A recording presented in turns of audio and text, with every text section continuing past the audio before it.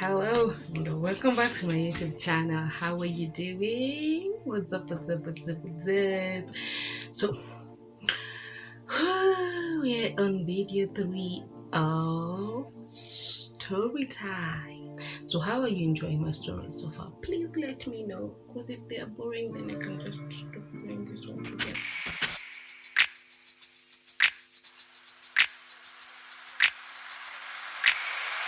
This one is going to be fair, okay, and a little bit longer. So if you're new here, I upload videos every Tuesdays and Fridays. Tuesday is my storytime segment. Friday is my educative segment. So if you want to learn a little bit more about HIV and all that, then feel free. You're welcome. And let us hit more subscribers. Okay?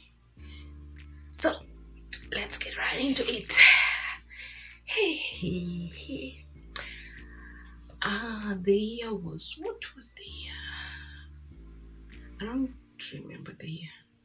2011, 2012, thereabout. So my first boyfriend had started behaving like an evil spirit, and I don't even think he was my boyfriend per se. I don't know what we were, because later on he came to ask me what are we. So I don't even think I can classify him as boyfriend. Anywho, because it's those people who you are stuck in the talking stages and all that. So I meet Mr. Man through a friend of mine. So the friend is like, this guy saw you on my Facebook and he liked you and he kind of wants to talk to you. And I was like, okay, fine, I'm cool. My situationship was not working, so I was like, okay, fine, I'm cool.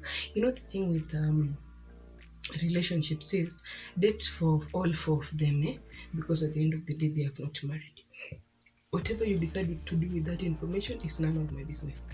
Anyhow, so the guy tells me, let's meet. Sorry. Forget about the meeting. I have gone really further.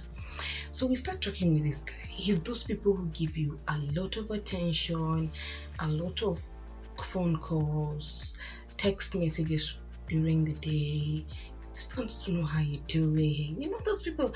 And every girl loves attention. Please do not even try to lie to me that you do not love attention.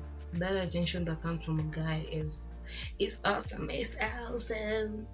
So I'm like, okay, fine. Well, it wouldn't hurt anybody. It will not hurt anybody.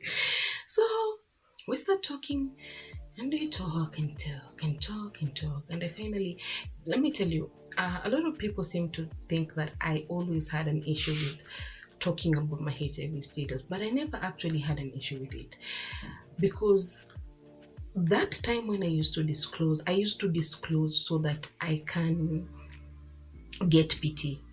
And now when I disclose because, hey, it's not a big deal. I don't care. If you want to go, go. If you want to stay, feel free. Welcome. So this guy tells me he's a student at, was it UN or something? I don't know, something of that sort. I don't even remember the school.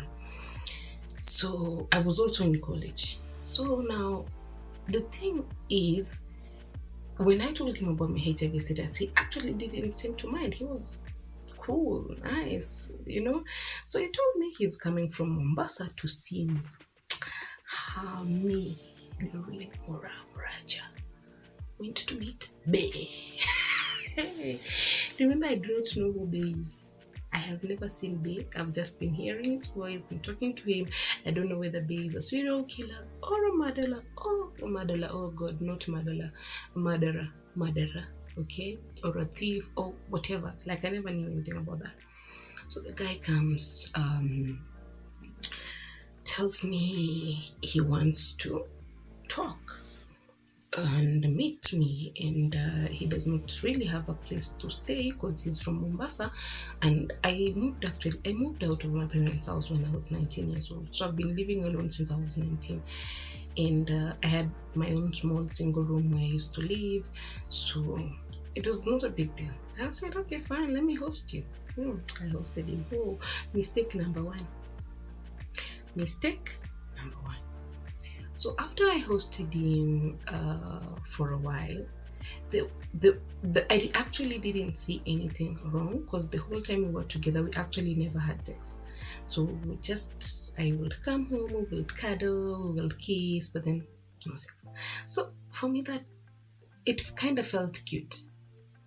In my 20, I was 21. Yeah, in my 21-year-old mind, it felt so cute. Like how he respects me. I will tell you why it was not respect in a bit.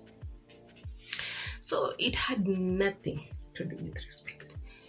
So this guy, one morning, no. I used to, when I was living, during those times when I was in college, my mom had a condition that every Friday I had to go home. So every Friday I'll just live in my house because he stayed in my house for, I think, almost a month. And I will just leave him on Fridays, go home, come back, meet him there. So the only thing that was constant was every time I would go away, maybe I'm away in school or I've gone home, I would come back and find every meal in my house, all the foodstuffs, they're gone. So I'd be like for a slim nigga, he eats too much. And he is not actually buying the food, you know? But I said, okay, maybe it's so good to judge. So one time I had done shopping because my dad had sent me some cash. So I did shopping and I went home. I had bought 2 kgs of sugar. Hi. I came back and I found that sugar done. I said no. Something is going on in this house and I do not understand it. So he told me, when I asked him, he told me, don't worry, it's not it's not a bad thing. Like my sister was over and she came with her friends and so I had to make them tea, blah blah blah. And somehow, let me tell you something, love, there's a very thin line between love and stupidity. And I think at that point I was just stupid, just plainly stupid. So the guy is like, don't worry, it's gonna be okay. I'm gonna get some cash on Monday and do some little bit of shopping. Let me tell you, that guy made me call a radio station. Ha! I called the radio station in the middle of town because I was tired with him. I was tired. I was like, I cannot do this anymore. So I called, it was Easy FM that time, in the evening, and I told that girl, they used to have this segment of venting. I just vented. I told him, I have a guy in my house and he's a parasite. He eats everything, even the salt. So this guy,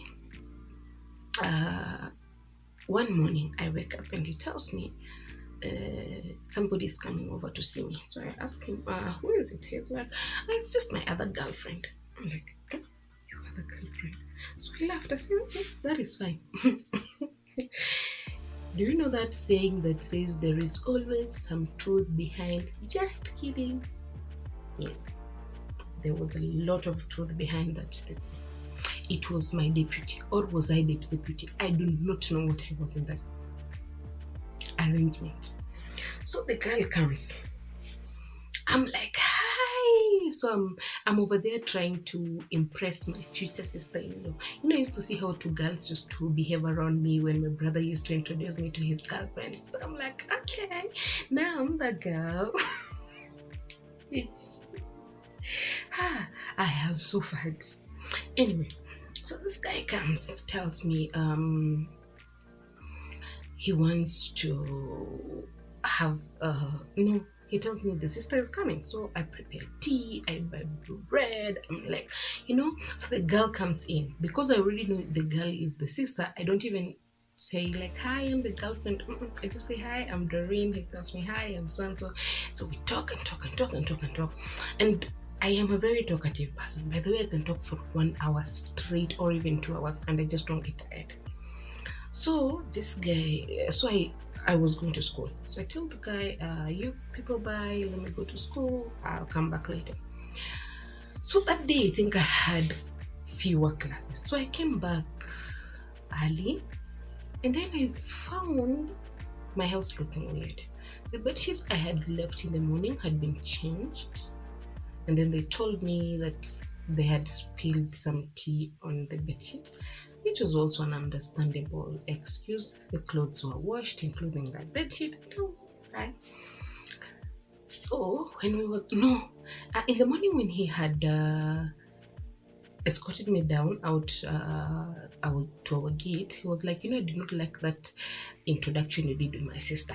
And I'm like, okay, I'll come back in the evening and fix it. That nigga was looking at the two of us and he's like, who's the man? I'm the man. Hi, boo. Anyway, so I came back in the evening. Not in the evening, really. It was more so in the afternoon. I found they were now planning to leave. So he told me, I'm leaving, I'm going back to Mombasa. I will come back in like 2 or 3 days, blah, blah, blah, and all that. So I told him, okay, fine. So when I was escorting them, I looked, they were like right ahead of me because I was left behind to close the door. And I was like, no, these two cannot be brother and sister. Like there is that thing that just told me, ain't no brother and sistership here. So I went back home. In fact, I think that is the day I started my career in psychology. Because let me tell you something. Just give me 1 hour. I will have found out everything you need to know about that person. So I came back home. First of all, I opened a pseudo account. I started now chatting my guy. And he's telling me how he's single and blah, blah, blah, blah. And as the universe would have it, the day he left, I was fetching water at the tap because we used to have like this communal tap. So this neighbor of mine comes to me and she's like, hey, naulitele nishingi hapa ni brother. Is he your brother? I'm like, no, he's not my brother. Why? I didn't answer. Before I could answer, she continued the story. She's like, the girls that boy brings here, tall, dark, brown, fat, short. The words failed me. I said, so this guy has not been refusing to sleep with me because he doesn't want me. It's because most of the time he is tired. Like the whole time when I'm in school, he's busy screwing other girls. That explains why food keeps disappearing from my house. That explains why he is always tired. So I told myself, okay, fine, no problemo. I started now that is after now I went home, I opened the pseudo account, I posted all. There was this scammer disturbing me on Gmail and she has sent me like 1 million of her photos. Probably it's some fake Nigerian guy somewhere. So I used those photos that the Nigerian had sent me, posted them. So he's like, oh, wow, you're so beautiful. I'm like, yeah, I'm living in South Africa. South Africa for where? So I'm just there talking to him. He's telling me how he's single and he has like 15 girlfriends. Hi. So I tell him, okay, my friend, what you're going to do, probably give me your phone number. He gives me his phone number. Take it. So then I also befriended the girl who was the sister. Because after stalking this nigga very extensively, I had seen that the relationship was more than that of sister and brother. And I was being lied to. So I found out the sister, so I could not find out the truth from the girl because, you can't just go and ask a girl, who is Nani to you? No, that is not my style of doing things. So I waited and finally, we had a disagreement. No, he came back. They came back lying to me. He had been in court and all that other nonsense. So he left again. Now, when he left, we had disagreed because he had asked me for money and he had refused to give me the money. So when he gave it back, I told him I do not want to see him in my house and I want him gone. Because I came back home, I found him with another girl who he actually told me he is his cousin. So the girl I had been introduced to as a sister, we decided to form our own small task force with some of my friends from school. We called the guy. using one of my friend's phones, and we told the guy we in school with that other girl, with the girl, not the girlfriend, and she left her books at home and blah blah blah at school, sorry, and there is an assignment and she's Mteja, and so we want any number we can reach her through, and he gave us three of her numbers. Da, da, da, da, da. I said, go. We called the girl. We asked her, so, hi dear, how have been given your number by Bray? By this Bray, your brother. She's like, no, he's my boyfriend. Eh? Boy and woman. So I tell my friends, ask her if she knows about Dorian. She's like, yeah, I know. The cousin. Eh? Me, who my house was being used as boarding and lodging, was now cousin. One moment of silence, please. Cousin. Anyhow, so I became very mad. I texted him. I told him, I don't ever want to see you. So he tells me, cool, no problem. You're actually a bitch. I don't want to see you. Blah, blah, blah, blah. So I told him, cool. I don't want to see you either. So I go to his Facebook. The thing about me is, if I start something, I just have to finish it. So I went to Facebook with my real account. I stalked his account. Step by step, photo by photo. The thing about Facebook, our social media in general, and people is they always leave a trace for you. So I found the trace. An ex-girlfriend they had taken a photo with, and people were saying nice couple, and they were saying thank you. So I sent her a friend request. Hi dear, I really want to talk to you. So she comes and tells me, oh, what about? So I asked her, do you know about this and this and this and this guy? And she tells me, don't even get me started with that guy. Give me your phone number, let me call you. There is nothing as satisfying as a bitter ex. I gave her the number. She called. We talked for almost 1 hour, 30 minutes. Told me how this guy was wanted for theft from his home village. How this guy had run away. How this guy was all sorts of crime. You just name him. And how he had like 75 other girlfriends. So I was like, okay, fine. We were all caught up in that maze. He was like, yeah, but she told me, be careful, he might come back. So the only mistake I actually did was confronting the guy with the information I got from the ex. And he's like, you and the girl, I'm going to make you people pay. So I had gone home. It was actually the Jamhuri Day? It was a public holiday, which was on Sunday, which ran all the way through to Monday.